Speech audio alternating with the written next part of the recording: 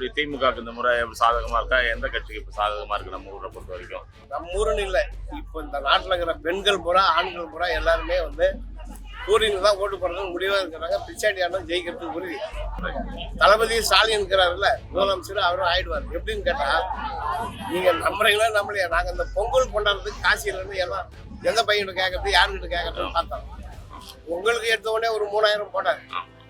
அது வந்து ஒரு டக்குன்னு வந்துச்சு. அந்த பொங்கல் போன உடனே ஒரு 5000 ரூபாய் கொடுத்தாரு. அது கொஞ்சம் போச்சு. இந்த 1000 ரூபாய் எனக்கு ஓஎம்பி 1200 வருது, எங்க வீட்டுக்காருக்கு 1000 வருதுன்னா அது ஒரு 2000. இப்போதுக்கு ஒரு புள்ளைய நம்பி நம்ம இருக்க தேவையில்ல, யாரையும் நம்பி எங்க போய்ப்பு நாங்களே பாத்துக்கிற அளவுக்கு இப்போ அந்த திட்டம் இருக்குது, மக்கள் மனசுல இருக்குது. இப்ப எடப்பாடி பழனிசாமியும் 2000 ரூபாய் கொடுக்குறேன்னு சொல்றாரு, முதல்வர் ஸ்டாலின் அவர்களும் 2000 ரூபாய் கொடுக்குறேன்னு சொல்றாங்க. நீங்க யார் சொல்றதை நம்புறீங்க? நம்பர்னா இவர் சிஎம் சார் ஸ்டாலின் சார் வந்து சொன்னாரு, அவர் செஞ்சு காமிச்சிட்டாரு. இவங்க மேல எங்களுக்கு கொஞ்சம் டவுட்டா தான் இருக்குது.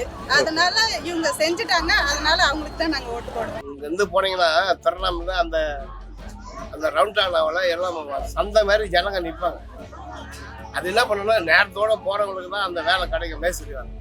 இங்க எங்களுக்கு டவுன் பஸ் வந்து 5:30 மணிக்கே இருக்குது, 8ஆம் நம்பர் பஸ்.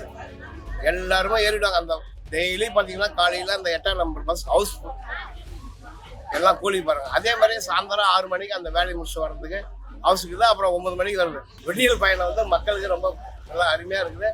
இதை பாருங்க, நிறைய பொம்பளை இருக்கிறாங்க, நேரம் கூட நீங்க விசாரிச்சுக்கலாம், அருமையா இருக்கு. தமிழக மக்கள் வந்து ரொம்ப தெளிவாதான் இருப்பாங்களே தவிர்த்து இது அயோத்தி மாதிரி ஆக்கலாமே, இதுல என்ன தவறுன்னு கேக்குறாருன்னா அப்ப அவர் எந்த அளவு இவருக்கு அறிவு இருக்கு நயினார் நாகேந்திரன் அவர்களுக்குன்னு இதுலயே மக்கள் தெளிவா புரிஞ்சிருப்பாங்க.